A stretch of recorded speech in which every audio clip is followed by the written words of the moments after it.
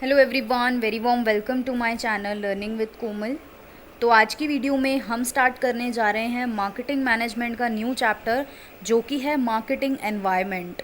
तो जैसा कि मैं आपको बता दूं, एग्ज़ाम में मार्केटिंग एनवायरनमेंट का क्वेश्चन आता है 2019 में। ये क्वेश्चन भी आया है इस चैप्टर से और आज इसी को ही एक्सप्लेन करूँगी विद आंसर।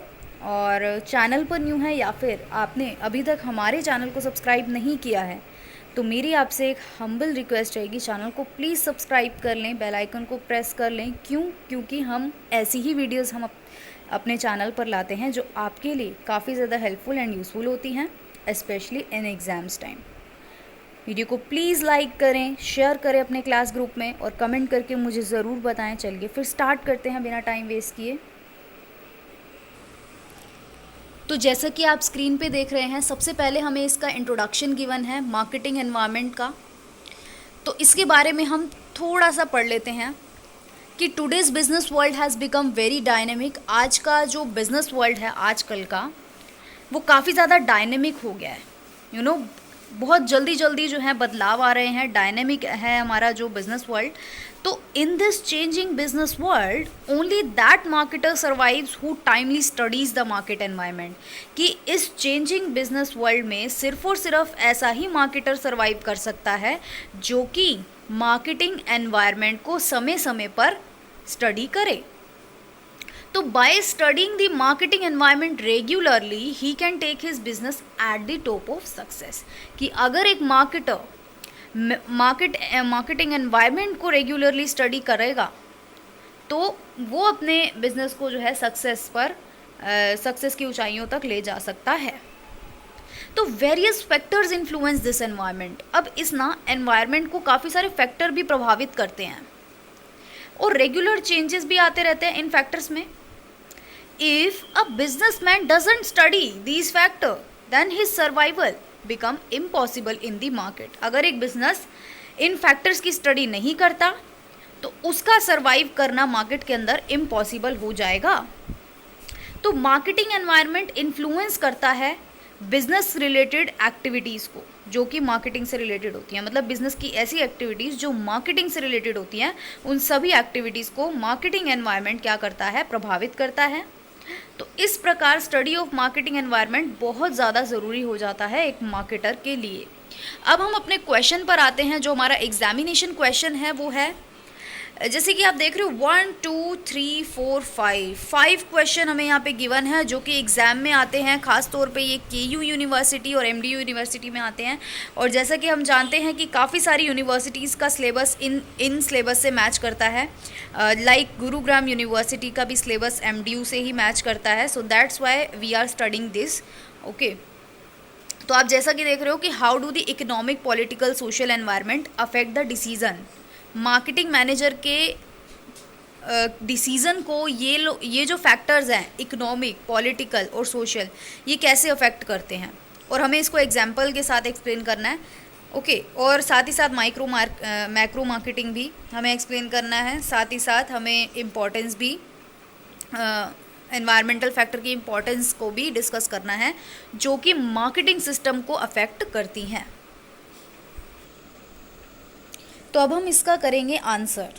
ओके, तो मार्केटिंग एनवायरनमेंट जो ये टर्म बना है, ये दो वर्ड से मिलकर बना है। पहला वर्ड है मार्केटिंग, दूसरा वर्ड है एनवायरनमेंट, राइट। तो मार्केटिंग में क्या क्या इंक्लूड होता है, वो सभी एक्टिविटीज़ जो कि हमारी सेल्स और परचेज से रिलेटेड होती हैं। और एनवायरनमेंट का क्या मतलब है कि वो सभी फैक्टर्स, उन सभी फैक्टर्स का ग्रुप जो कि हमारे ऑर्गेनाइजेशन के अराउंड प्रेजेंट होता है, हमारे ऑर्गेनाइजेशन के चारों ओर होता है। और ऐसे भी एनवायरनमेंट इसमें होता है जो कि जिन पर ऑर्गेनाइजेशन का कोई भी कंट्रोल नहीं होता। बेसिकली उनको हम एक्सटर्नल फैक्टर्स भी बोलते हैं। तो इस प्रकार मार्केटिंग एनवायरनमेंट से हमारा क्या मतलब है कि ऐसे सभी फैक्टर्स जो कि मार्केटिंग एक्टिविटीज़ की एफिशिएंसी और उनकी इफ़ेक्टिवनेस को क्या करते हैं, प्रभावित करते हैं। तो अब मार्केटिंग एनवायरनमेंट को दो भागों में बांटा गया है, पहला इंटरनल और दूसरा एक्सटर्नल एनवायरनमेंट। तो इंटरनल एनवायरनमेंट जो कि एक ऑर्गेनाइजेशन के कंट्रोल में रहते हैं, लाइक उन ऑब्जेक्टिव्स हो गए, लाइक पॉलिसीज़ हो गई, लाइक ऑर्गेनाइजेशन का स्ट्रक्चर हो गया, और हमारा मैनेजमेंट सिस्टम हो गया, तो ये सब हमारे इंटरनल फैक्टर होते हैं और इसी को हम क्या बोलते हैं, इंटरनल एनवायरनमेंट बोलते हैं। तो ये जो सभी फैक्टर्स हैं ना, ये बहुत ज़्यादा हद तक जो है डिसीजंस और मार्केटिंग को क्या करते हैं, इन्फ्लुएंस करते हैं, प्रभावित करते हैं। और एक्सटर्नल एनवायरनमेंट के फैक्टर्स हमारे हो गए like social, political, religious, technical, scientific etcetera. ये सारे क्या हैं, हमारे एक्सटर्नल फैक्टर्स हैं जिन पर ऑर्गेनाइजेशन का कंट्रोल नहीं होता। तो ये भी हमारी मार्केटिंग एक्टिविटीज़ को डायरेक्टली क्या करते हैं, इन्फ्लुएंस करते हैं। अब बात करेंगे इसकी डेफिनेशन की। तो दो डेफिनेशन हमें यहाँ पे गिवन है। सबसे पहले विलियम ग्लिक एंड जॉर्ज के अकॉर्डिंग कि एनवायरनमेंट में क्या होता है, there are external factors in environment, there are external factors which constantly spin out opportunities and threats to the business firm. कि एक्सटर्नल यहाँ तो बेसिकली बात की गई है सिर्फ और सिर्फ एक्सटर्नल फैक्टर की, है ना। तो यहाँ पे बात की गई है सिर्फ और सिर्फ एक्सटर्नल फैक्टर की, बट हम जानते हैं कि मार्केटिंग एनवायरनमेंट में हमारे इंटरनल और एक्सटर्नल दोनों आते हैं। तो बेसिकली मैं आपको बता दूं कि इंटरनल एनवायरनमेंट को तो हम कंट्रोल कर सकते हैं, लेकिन एक्सटर्नल पर हमारा कंट्रोल नहीं होता, और क्वेश्चन जो है वो एक्सटर्नल फैक्टर्स पर ही बनता है। सो इसीलिए डेफिनेशन में एक्सटर्नल फैक्टर्स का जिक्र किया गया है सिर्फ। तो एनवायरनमेंट में क्या होता है, एक्सटर्नल फैक्टर्स होते हैं जो कि कॉन्स्टेंटली, लगातार जो है spin out opportunity and threat to the business firm के लिए अपॉर्चुनिटीज़ और थ्रेट्स लाते रहते हैं। रिचमैन और कूपन के अकॉर्डिंग क्या बोला गया है मार्केटिंग एनवायरनमेंट के बारे में, कि there are lot of pressures and control which are mostly out of the control of individual firm and its manager. कि ऐसे बहुत सारे लॉट्स ऑफ प्रेशर्स और कंट्रोल होते हैं जो कि आउट ऑफ कंट्रोल होते हैं, यानी कि उन पर ऑर्गेनाइजेशन कंट्रोल नहीं रख सकता, एक इंडिविजुअल फर्म उन पर कंट्रोल नहीं कर सकता, और ना ही उनके मैनेजर्स उन पर कंट्रोल कर सकते हैं। अब हम बात करेंगे कि ऐसे कौन से कंपोनेंट्स हैं जो मार्केटिंग एनवायरनमेंट है और इनको जो है प्रभावित करते हैं, यानी कि फैक्टर्स अफेक्टिंग मार्केटिंग एनवायरनमेंट की। तो अब मैंने आपको जैसा कि जिक्र किया था कि दो टाइप के एनवायरनमेंट होते हैं, इंटरनल और एक्सटर्नल। तो बेसिकली जो क्वेश्चन बनता है वो एक्सटर्नल पर ही बनता है, और आप जानते हो इंटरनल एनवायरनमेंट क्या होता है जिन पर हम कंट्रोल कर सकते हैं, लाइक आपके एम्स और ऑब्जेक्टिव्स क्या हैं मार्केटिंग के, rules and policies, availability of marketing resources, भाई कितना रिसोर्स आपके पास अवेलेबल है, और मार्केटिंग डिपार्टमेंट के ऑब्जेक्टिव क्या हैं, उनकी स्ट्रैटेजी, उनके प्लान क्या हैं, उनका रिलेशन क्या है, म्यूचुअल रिलेशन क्या है एम्प्लॉय और मैनेजमेंट के बीच का, उनका समन्वय कैसा है, कोऑर्डिनेशन कैसा है एक दूसरे के साथ, और हमारे मार्केटिंग डिपार्टमेंट का ऑर्गेनाइजेशनल स्ट्रक्चर कैसा है, यानी कि किस तरीके से चीज़ें ऑर्गेनाइज़ की जा रही हैं, किस तरीके से एक्टिविटीज़ को ऑर्गेनाइज़ किया गया है। साथ ही साथ एफिशिएंसी का लेवल क्या है, एफिशिएंसी कितनी हद तक गुड है लेबर और मैनेजमेंट की। तो ये सारी क्या हैं, इंटरनल एनवायरनमेंट जिन पर एक ऑर्गेनाइजेशन अगर वर्क करे तो सुधार सकता है और इनको कंट्रोल कर सकता है। अब हम बात करेंगे हमारे एक्सटर्नल की, जो कि है माइक्रो और मैक्रो। तो माइक्रो यानी कि माइक्रो एनवायरनमेंट, लाइक आपके सप्लायर हो गए, आपकी इंटरमीडियरीज हो गई, मार्केटिंग जो भी इंटरमीडियरीज होते हैं हमारे, है ना, वो हो गए, कस्टमर हो गए, कंपेटिटर्स हो गए, और पब्लिक हो गई, ये आपके माइक्रो होते हैं। और मैक्रो डेमोग्राफिक आपके हो गए, सोशो कल्चर हो गया, इकोनॉमिक हो गया, नेचुरल जिन पर आपका कोई भी कंट्रोल नहीं होता है, टेक्नोलॉजिकल, पॉलिटिकल, लीगल, है ना, ये सारे मैक्रो में आएंगे। अब हम बात करेंगे सबसे पहले इंटरनल एनवायरनमेंट की। आई होप ये जल्दी क्लियर हो जाएगा आपको। इंटरनल एनवायरनमेंट में कुछ ज़्यादा खास है नहीं कि इंटरनल एनवायरनमेंट में क्या होता है, वो सभी फैक्टर्स इंक्लूड किए जाते हैं जो कि ऑर्गेनाइजेशन के अंदर ही प्रेजेंट होते हैं और जो एक मार्केटिंग मैनेजमेंट की सक्सेस को काफ़ी हद तक प्रभावित करते हैं। तो इसलिए जो है ये ऑर्गेनाइजेशन के अंडर कंट्रोल होते हैं, यानी कि ये ऑर्गेनाइजेशन पे इनका कंट्रोल होता है, लेकिन जो है प्रॉब्लम्स रेगुलरली अराइज होती रहती है, मतलब दिक्कतें तो आती ही हैं ऑब्वियसली, है ना। तो अब प्राइमरी रिस्पॉन्सिबिलिटी एक बिज़नेस की क्या बनती है कि आइडेंटिफाई करना इंटरनल एनवायरनमेंट को और उसको पूरी तरीके से अंडरस्टैंड करना, समझना। तो इंटरनल एनवायरनमेंट में, मार्केटिंग एनवायरनमेंट में कुछ फैक्टर्स इंक्लूड होते हैं। नंबर 1, पहला फैक्टर एम्स एंड ऑब्जेक्टिव क्या है मार्केटिंग का।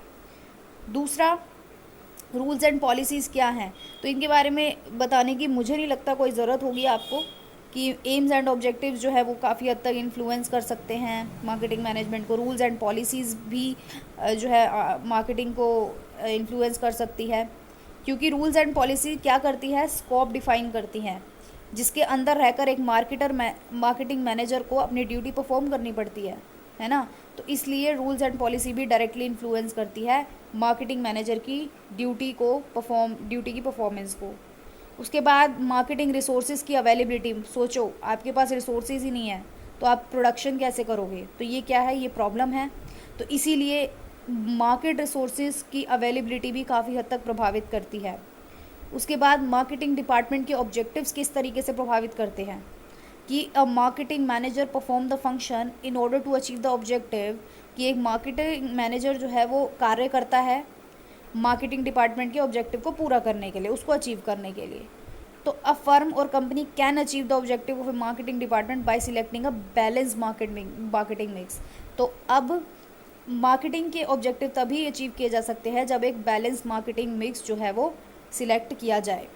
उसके बाद आता है हमारा मार्केटिंग स्ट्रैटेजीज एंड प्लान्स। तो मार्केटिंग स्ट्रैटेजी एंड प्लान्स के बारे में क्या लिखा हुआ है, कि marketing strategy and plans are made on the basis of product policy, price policy, physical distribution और प्रमोशन। तो जितनी भी हमारी मार्केटिंग स्ट्रैटेजीज़ और प्लान्स हम बनाते हैं ना, वो हम किस बेसिस पर बनाते हैं, हम कि भाई हमारी प्रोडक्ट की पॉलिसी क्या है, हम किस तरीके से उसका प्राइस रखेंगे, प्राइस पॉलिसी क्या है, फ़िज़िकल डिस्ट्रीब्यूशन, किस तरीके से हम अपने प्रोडक्ट का फ़िज़िकल डिस्ट्रीब्यूशन करेंगे और किस तरीके से हम उसको प्रमोट करेंगे। तो ये सारी जो हैं स्ट्रैटेजीज़ होती हैं, प्लान्स होते हैं, और इन पर जो है ये बेसिस होते हैं जिन पर हमारी स्ट्रैटेजीज़ और प्लान्स बनते हैं।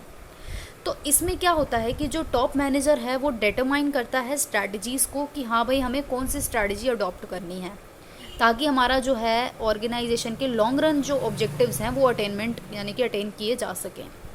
तो मार्केटिंग मैनेजर एग्जीक्यूट करता है इन स्ट्रैटेजीज़ को, जो कि टॉप मैनेजर्स के द्वारा फॉर्मुलेटेड की जाती हैं। उसके बाद हमारा आता है mutual relation and coordination between employees and management. तो अब इसमें बताने की मुझे ज़रूरत नहीं है कि अगर एम्प्लॉयज़ और मैनेजमेंट के बीच ही वाद विवाद होगा, कन्फ्लिक्ट्स होंगे, तो ऑब्वियसली ऑर्गेनाइजेशन की परफॉर्मेंस उससे काफ़ी हद तक क्या होगी, प्रभावित होगी, डायरेक्ट इन्फ्लुएंस होगा, राइट। तो अब इसमें क्या होता है, but this problem is within the control of an organization. तो ऑर्गेनाइजेशन को इस चीज़ पे कंट्रोल करना पड़ेगा, राइट, कि हाँ भाई झगड़े ना हो और काम जो है स्मूथली हो।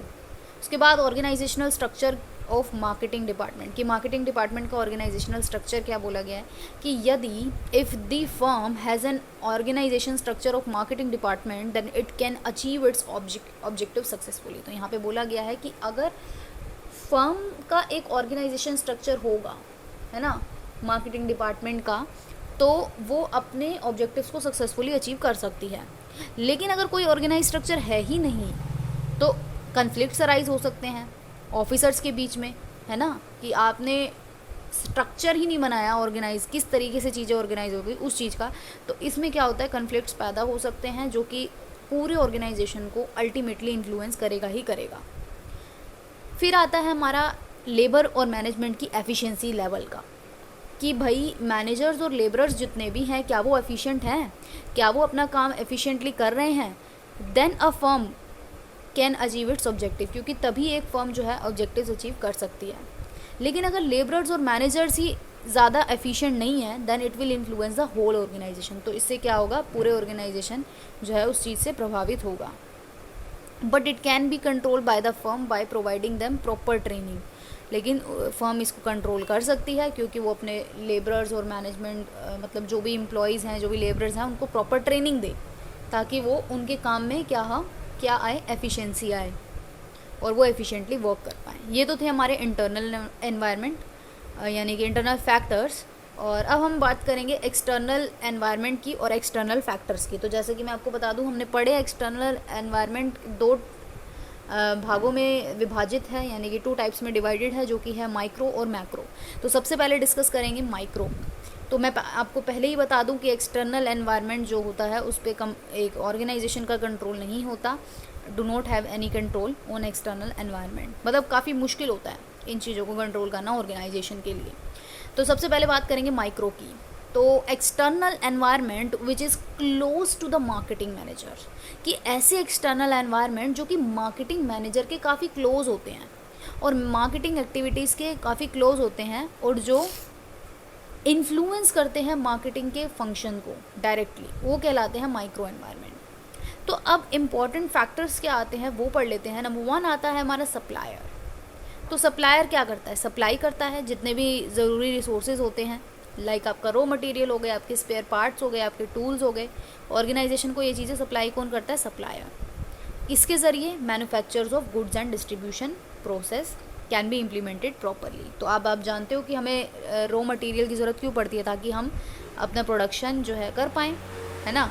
तो यदि मान लो सप्लायर ने सप्लाई नहीं करा, है ना, और या फिर करा लेकिन क्वालिटी अच्छी नहीं है प्रोडक्ट की, जो भी उन्होंने किया, तो काफ़ी सारे ऑब्स्टेकल्स आ सकते हैं, काफ़ी सारे ऑब्स्टेकल्स की पॉसिबिलिटी हो सकती है सप्लाई में।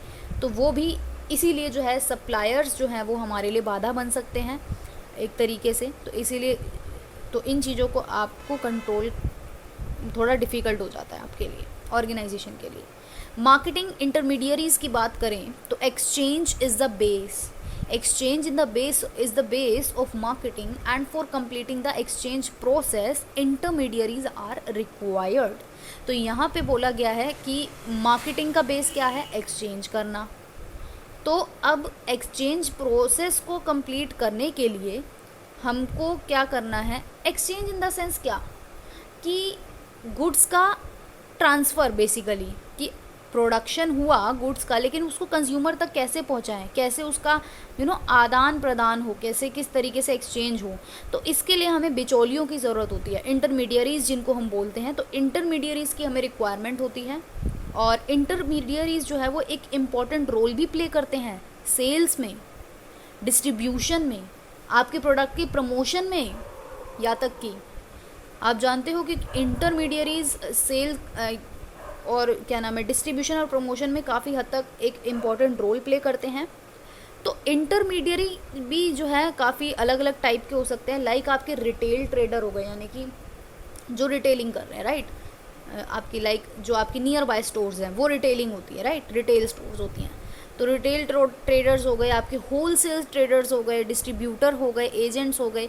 तो सम प्रोड्यूसर क्या अज्यूम करके चलते हैं as partner because they ensure the success of business, कि सम प्रोड्यूसर्स, कुछ प्रोड्यूसर्स भी होते हैं जो कि ये अज्यूम करके चलते हैं पार्टनर की तरह, because they ensure the success of business. क्यों? क्योंकि वो बिजनेस की सक्सेस को एंश्योर करते हैं। Thus, marketing manager should study and analysis the policies, procedure, consumer relation services, behavior of intermediary। इसीलिए marketing manager को ना intermediaries की policy, intermediaries के procedures, intermediaries के consumer relation services, उनका behavior study करना बहुत ज़रूरी होता है। तो marketing intermediaries बहुत हद तक जो है प्रभावित करते हैं। कस्टमर्स की बात करें तो कस्टमर और बायर जो कि बहुत इंपॉर्टेंट फैक्टर होता है माइक्रो एनवायरनमेंट का। तो बायर्स भी काफ़ी टाइप के हो सकते हैं। पहला टाइप है कि we include domestic and personal buyer.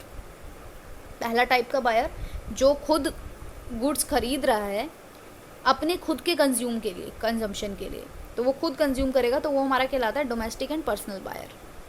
तो और सेकेंड टाइप का बायर कौन होता है? जो कि गुड्स एंड सर्विसेज को बाय तो करता है, लेकिन किस लिए कर रहा है?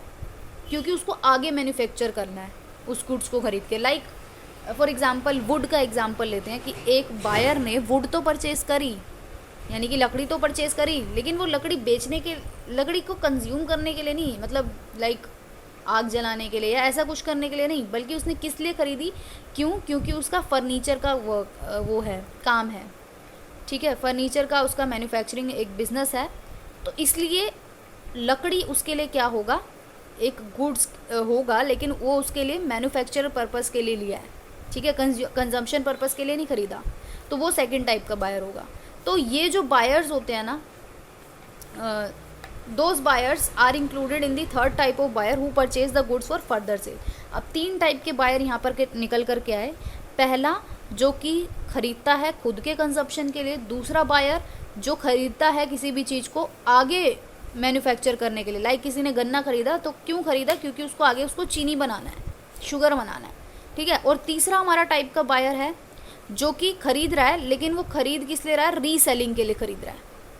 बाय तो किया, लेकिन उसको आगे रीसेल करना है उस चीज़ को, तो वो रीसेलिंग हो गया। तो ये 3 टाइप के बायर निकल करके आए यहाँ पर। अब यहाँ पे 4th टाइप का भी बायर है। वो कौन है?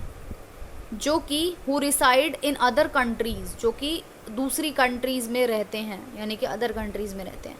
तो ये 4th टाइप का बायर हो गया। तो अब 4 टाइप के बायर यहाँ पे निकल करके आए, यानी कि कस्टमर्स निकल करके आए। तो मार्केटिंग मैनेजर को ये ट्राई करना चाहिए कि वो बायर्स से रिलेटेड जितनी भी इंफॉर्मेशन है वो रिसीव करे और उसके अकॉर्डिंग जो है देखे, स्टडी करे एनवायरनमेंट को।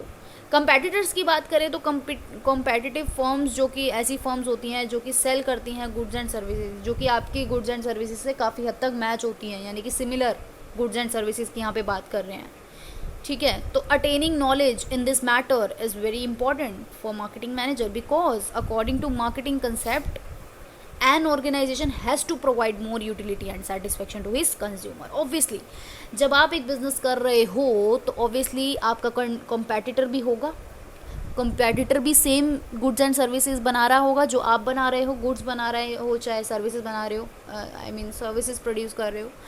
तो अब कंपेटिटर का मतलब क्या है? कंपटीशन का क्या मतलब है कि आपका कंपेटिटर हो सकता है आपसे अच्छी सेटिस्फेक्शन और यूटिलिटी प्रोवाइड करा रहा हो कंज्यूमर को, तो इसीलिए आपका प्रोडक्ट नहीं बिक रहा, उसका बिक रहा है। तो इसीलिए कंपेटिटर्स का स्टडी करना बहुत ज़रूरी है कि उनका प्रोडक्ट इतना क्यों बिक रहा है, हमारा क्यों नहीं बिक रहा है, या फिर, है ना। तो इसीलिए कंपेटिटर इतना अचीव कर रहा है सक्सेस, तो आप क्यों नहीं कर रहे? इसका रीज़न आपको ढूंढना होगा और आपको उस पर वर्क करना होगा, तभी जो है आप एक मार्केटिंग स्ट्रैटेजी को, एक अच्छी मार्केटिंग स्ट्रैटेजी डेवलप कर पाओगे। इसीलिए मार्केटिंग मैनेजर को इस बारे में नॉलेज होनी चाहिए कि कंपेटिटर की जो फर्म है उसके प्रोडक्ट क्या हैं, मतलब प्रोडक्ट्स, पॉलिसी, सब्स्टिट्यूट प्रोडक्ट और मार्केटिंग स्ट्रैटेजीज़ क्या हैं, ये सब की स्टडी करना बहुत ज़रूरी होता है। पब्लिक की बात करें तो पब्लिक क्या है? ग्रुप ऑफ पीपल है जो कि whose interests are attached to the objective and achievement capacity of organization। कि पब्लिक का इंटरेस्ट भी आपके लिए, यानी कि एक ऑर्गेनाइजेशन के लिए बहुत ज़रूरी होता है, पब्लिक का इंटरेस्ट। तो पब्लिक का इंटरेस्ट सीधा सीधा अटैच किससे होता है? ऑर्गेनाइजेशन के ऑब्जेक्टिव से। वो कैसे? क्योंकि पब्लिक इंटरेस्ट रखेगी आपके प्रोडक्ट में तो ही बाय करेगी, तो ही आप सक्सेसफुल हो पाओगे, राइट। तभी आपके ऑब्जेक्टिव भी पूरे हो पाएंगे, यानी कि एक ऑर्गेनाइजेशन के। तो there are in situation of influencing its capacity. तो अब पब्लिक भी आपकी जो है काफ़ी हद तक प्रभावित करती है। पहला फाइनेंशियल पब्लिक, दूसरा मीडिया, तीसरा अब इनको पढ़ेंगे। सबसे पहला फाइनेंशियल के बारे में। फाइनेंशियल पब्लिक क्या, इसमें कौन कौन आता है? लेंडर्स, लेंडर यानी कि जो कि पैसा देते हैं, राइट। और डिबेंचर होल्डर या फिर बैंक या फिर शेयर होल्डर्स, इन्वेस्टमेंट इंस्टीट्यूट्स, ये सब इंक्लूडेड होते हैं इसमें फाइनेंशियल पब्लिक में। मीडिया पब्लिक में न्यूज़पेपर, मैगजीन आ गया, टेलीविज़न, रेडियो, ये सब आ गया। सिविल एक्शन पब्लिक में क्या होगा? माइनॉरिटी ग्रुप्स आएंगे, कंज्यूमर प्रोटेक्शन एक्ट आएगा, आपका इन्वायरमेंटल प्रोटेक्शन एक्ट आएगा। तो ये जो प्रोडक्ट है और रिप्रेजेंट द पब्लिक, ये पब्लिक को रिप्रेजेंट करते हैं। जनरल पब्लिक जो कि who are directly influence by the use of organizational product, कि जो आपके ऑर्गेनाइजेशनल प्रोडक्ट को जो है डायरेक्टली इन्फ्लुएंस करती है, वो जनरल पब्लिक होती है। लोकल यानी कि जो कि ऑर्गेनाइजेशन के अराउंड ही लिव यानी कि रहती है, वो लोकल पब्लिक होती है। मैक्रो की बात करेंगे अब हम। देख रहे हैं आप MDU 19 में आया हुआ ये क्वेश्चन मैक्रो के बारे में। तो मैक्रो में कौन कौन आएगा? एक्सटर्नल एनवायरनमेंट्स की ऐसी पावर्स आएंगी जो कि पूरे ऑर्गेनाइजेशन को जो है प्रभावित करती हैं। तो ये जो है these power make various opportunity available to marketing manager. तो ये जो है काफ़ी सारी अपॉर्चुनिटीज़ भी बनाती हैं मार्केटिंग मैनेजर्स के लिए। अब यही आपको मैं एग्जांपल दे दूँ, लाइक अभी कोविड आया, तो कोविड की वजह से क्या हुआ? जो मास्क कभी लोग लेने के लिए सोचते भी नहीं थे, वो आज इतना बड़ा मतलब उसका प्रोडक्शन लोग करते हैं। और ये क्या है? एक अपॉर्चुनिटी आई। मतलब मास्क जो थे वो एक तरीके से अनसोल्ड गुड्स के अंदर गिने जाते थे, जिनको लोग ज़्यादा ख़रीदने के बारे में सोचते भी नहीं थे पहले। लेकिन क्योंकि आज जो है मास्क की जो है रिक्वायरमेंट बहुत ज़्यादा है, बहुत मस्ट हो गया है। तो ये क्या है? मार्केटिंग मतलब मार्केटिंग में एक अपॉर्चुनिटी आई है, जिनका जो है फ़ायदा काफ़ी जो है बिजनेसेस ने उठाया है और उन्होंने प्रोडक्शन किया है, मास प्रोडक्शन किया तो इसीलिए अपॉर्चुनिटीज़ भी लाता है। तो अब और साथ ही साथ प्रॉब्लम्स भी लाता है ना।